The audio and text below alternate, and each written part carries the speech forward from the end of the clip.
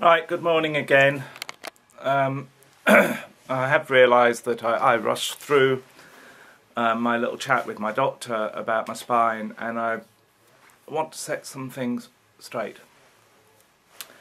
People quite frequently ask me, what is wrong with you?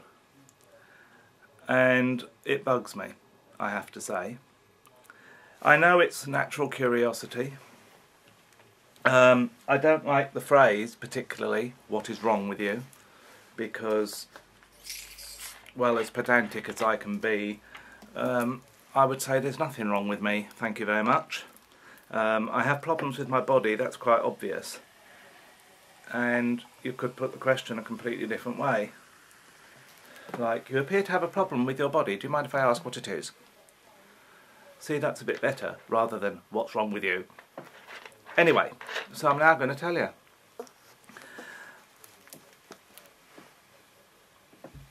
For a start, I have heart disease. Not unusual, except that I've had mine for 20 years, so from my 30s onwards. And I also have a crumbling spine. I have arthritis all over my body, and my spine is falling apart, quite literally. And it's growing osteophytes, and it's collapsing,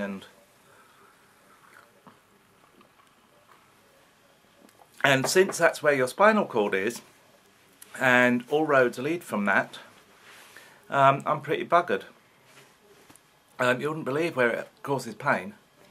I mean, like for instance, I get a terrible pain that travels from the centre of my back, around the right, and it's horrible. And even, I mean, around the right hand side to the front, and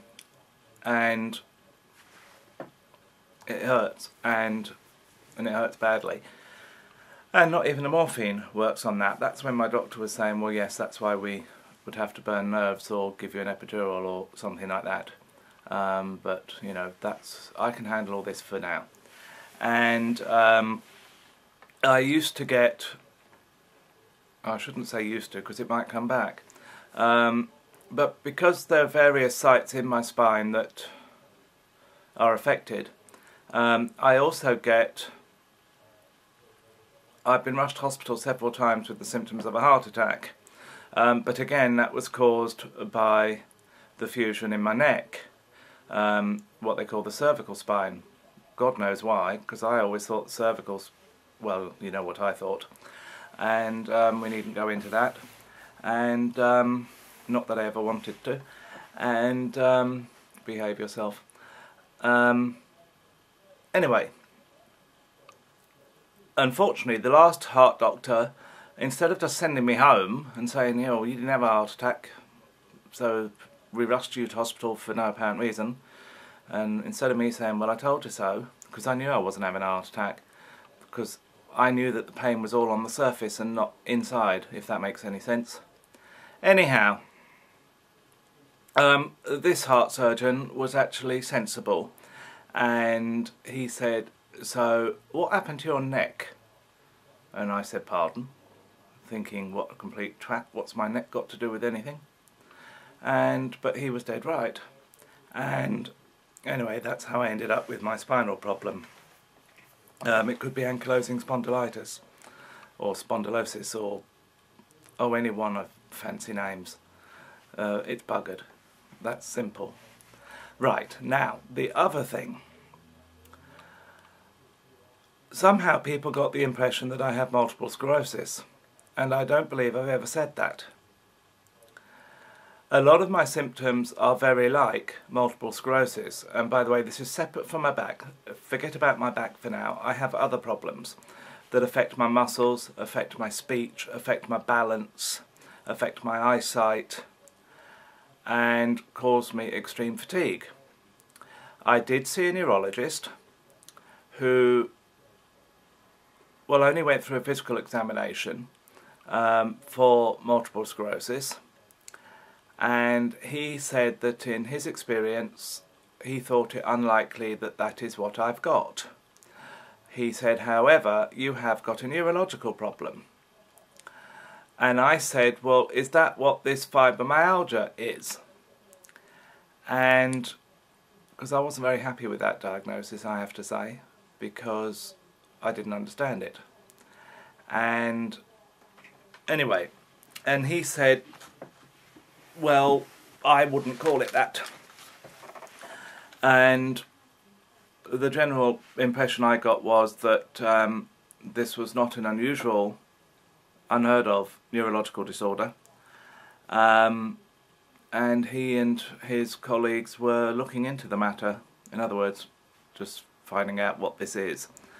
I find it embarrassing sometimes because I appear like I'm drunk and I don't drink, and I fall for no apparent reason.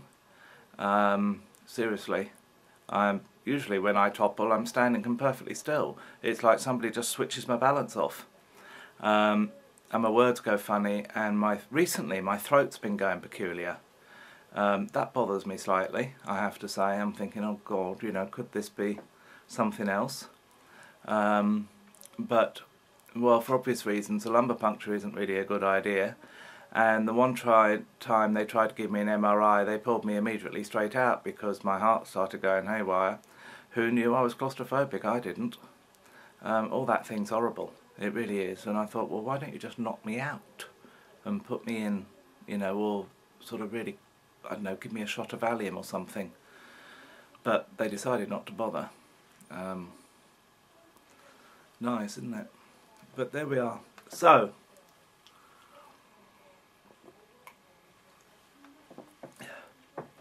Dr. Thorpe didn't, or Mr. Thorpe, because he's a consultant.